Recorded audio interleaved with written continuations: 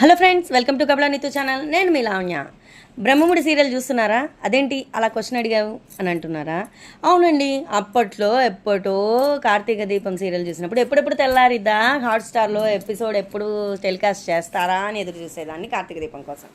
అలాంటి సీరియల్ మళ్ళీ తగలలేదే అని అనుకుంటున్నా. ఇప్పుడు దాని స్థానంలోకి బ్రహ్మముడి వచ్చేసిందండి. మీరు అవునంటారా కాదంటారా? మీరు బ్రహ్మముడి ఫ్యాన్సా కార్తీక దీపం ఫ్యాన్సా? అసలు నాకైతే ఇప్పుడు బ్రహ్మముడి సీరియల్ చూస్తుంటే ఈ బ్రహ్మముడి సీరియల్ తీస్తున్న డైరెక్టర్ ఖచ్చితంగా కార్తీక దీపం సీరియల్ అభిమాని అయ్యి ఉండాలి అని నాకు అనిపిస్తుందండి. ఎందుకంటే అప్పుడు మరి కార్తీక దీపంలో మన సౌందర్య ఆంటీ ఫస్ట్ మన వంటలక్కకి యాంటీగా ఉండి తర్వాత వంటలక్క ఫేవరెట్ అయిపోయింది కదా.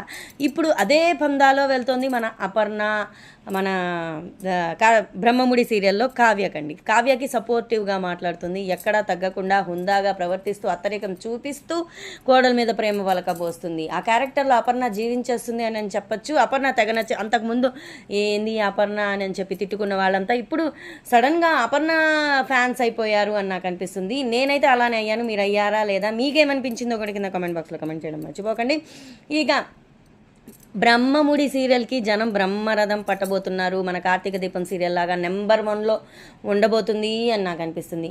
మరి మన కార్తీక దీపం గురించి మాట్లాడుకుంటే కార్తీక దీపం 2 అని వచ్చింది. ఏదో విశ్వ ప్రయత్నాలు చేస్తున్నారు, కానీ కార్తీక దీపంలో ఉన్న ఎమోషన్ని మాత్రం తీసుకురాలేకపోతున్నారు. మిగతా సీరియల్స్తో పోటీ పడుతూ ఉంది, కానీ బ్రహ్మముడిని మాత్రం బీట్ చేయలేకపోతుంది అని నాకు అనిపిస్తుంది. ఇక బ్రహ్మముడికి కార్తీక దీపం 2కి ఒక పోలిక ఉందండి. అదేంటి గెస్ చేయండి. సరే, మీరు గెస్ చేసేలోపు నేనే చెప్పేస్తాను. బ్రహ్మముడిలో కార్తీక దీపంలో ఒకటే పాయింట్ తీసుకున్నారు. ఏంటది అంటే, పాయింట్ అంటే అదే సేమ్ పాయింట్ అని కాదు. అక్కడ అత్తగారికి మామగారికి బ్రహ్మముడిలో అపార్థాలు వస్తే కావ్య సాల్వ్ చేసి మిస్టరీని ఛేదించింది. అయినా కానీ అపర్ణ నువ్వు తప్పైతే జరిగింది కదా అని చెప్పి వాళ్ళ ఆయన మీద కొంచెం యుద్ధం కనిపిస్తుంది. యుద్ధం ప్రకటించింది. ఇక్కడ కార్తీక దీపం విషయానికి వస్తే డాక్టర్ బాబు వాళ్ళ నాన్న సెకండ్ మ్యారేజ్ చేసుకొని ఫస్ట్ వైఫ్కి తెలియకుండా మెయింటైన్ చేస్తూ ఉన్నాడు. అది మన దీపకి తెలిసి ఆవిడకి అన్యాయం జరిగింది అని ఫీల్ అవుతూ ఈ విషయాన్ని ఆవిడకి చెప్పాలి అని అనుకుంటూ మళ్ళీ చెప్తే ఆవిడ ఏమైపోతుందో అని ఫీల్ అయిపోతూ ఆ విషయాన్ని చెప్పకుండా దాచిందనమాట. ఇప్పుడు బ్రహ్మముడికి కార్తీక దీపానికి ఉన్న ఒకటే పోలిక ఏంటి అంటే, ఇక్కడ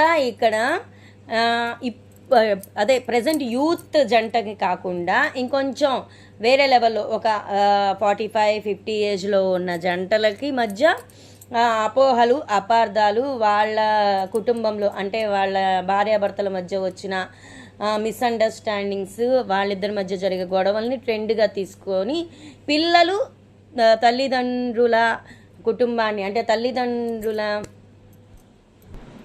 కాపురాన్ని చక్కదిద్దే పాయింట్ అనమాట. అవునా కదా? మీకు ఈ వెర్షన్ కరెక్టే అని అనిపించిందా లేదా? బ్రహ్మముడిలో కార్తీక దీపంలో సేమ్ ఒకటే పాయింట్ని తీసుకున్నారు అని మీకు అనిపించిందా లేదా? మీలో ఎంతమంది నాలాగా ఈ విషయం గెస్ చేశారో కింద కామెంట్ బాక్స్లో కమెంట్ చేయండి. మొత్తానికైతే బ్రహ్మముడి దూసుకుపోబోతుంది, బ్రహ్మరథం పట్టబోతున్నారు.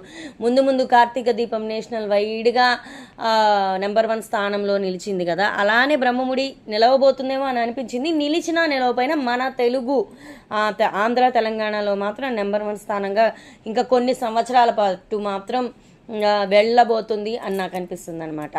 సో ఈ వీడియో మీకేమనిపించింది? ముందు బ్రహ్మముడికి సంబంధించిన రివ్యూ నేను మీకు చెప్పాలి అని అనుకున్న వాళ్ళు కింద కంపల్సరీగా కామెంట్ చేయండి. వద్దమ్మా నీ సుత్తి అని అనుకున్న వాళ్ళు మాత్రం వద్దమ్మా నీ సుత్తి అని కామెంట్ చేయండి. Thank you.